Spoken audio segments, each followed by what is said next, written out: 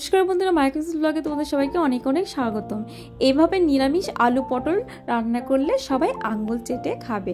তার জন্য নিয়ে নিয়েছে কয়েকটা পটল, আর পটলের খোসাটা ছাড়িয়ে মিডিয়াম সাইজে পটলটাকে কেটে নিবে। দেখো কি সুন্দর করে কেটে নিয়েছে। আর এদিকে আলুর খোসাটা ছাড়িয়ে ধুয়ে সেদ্ধ বসিয়ে দিয়েছে, কড়াইটাও বসিয়ে দিয়েছে, দিয়ে দিয়েছে সাদা তেল।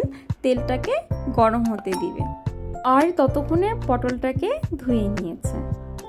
এদিকে দেখো তেলটা কিন্তু গরম হয়ে এসেছে, এখন পটলগুলোকে দিয়ে দিচ্ছে। তো এক এক করে কিন্তু সবগুলোই দিয়ে দিয়েছে।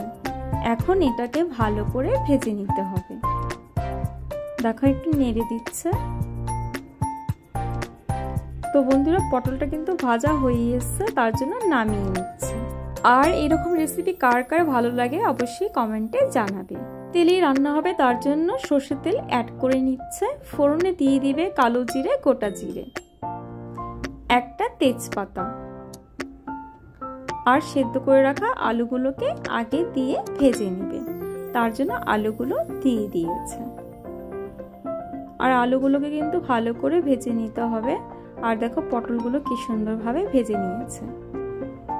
তো এখন দিয়ে দিচ্ছে আদা আর লঙ্কা বাটা, দিয়ে একটু ভেজে এরপর দিয়ে দিবে হলুদের গুঁড়ো, দিয়ে দিচ্ছে টমেটো কুচি, আর এখানে রয়েছে পোস্ত আর বাদাম বাটা।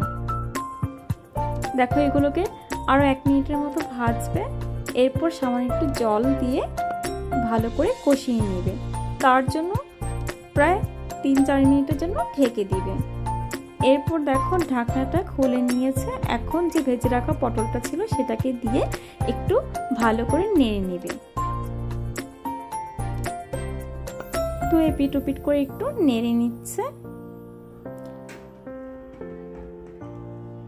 আর দিয়ে দিচ্ছে জিরে বাটা। এরপর দিয়ে দিবে বাদাম আর পোস্ত বাটা। তো এইগুলোকে দিয়েও কিন্তু 2-1 মিনিটের মতো এটাকে ভালো করে কষিয়ে নিতে হবে। তো দেখো বন্ধুরা, কষানো কিন্তু প্রায় হয়ে এসেছে, তার জন্য দিয়ে দিচ্ছে পরিমাণ মতো জল।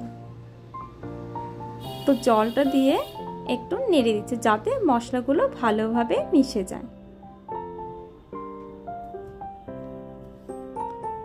আর এখন এটাকে প্রায় 5-6 মিনিটের জন্য ঢেকে দিবে।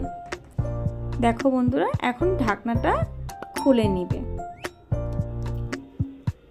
আর দেখো আলু পটলের নিরামিষ আলু পটলের এই রেসিপিটি কিন্তু একদমই রেডি।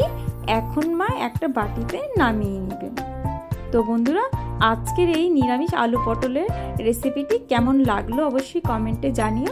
যদি ভালো লেগে থাকে লাইক, কমেন্ট, শেয়ার করে সাবস্ক্রাইব করে আমাদের এই ছোট্ট চ্যানেলটির পাশে থেকো। আর তোমরা সবাই ভালো থেকো, সুস্থ থেকো। আমাদেরকে এভাবেই সাপোর্ট করো, আমরা যেন আরও এগিয়ে যেতে পারি। তো বন্ধুরা, আজকের ভিডিওটি এখানেই শেষ করছি। আর তোমরা চাইলে এই রেসিপিটি বাড়িতে একবার অবশ্যই ট্রাই করে দেখতে পারো।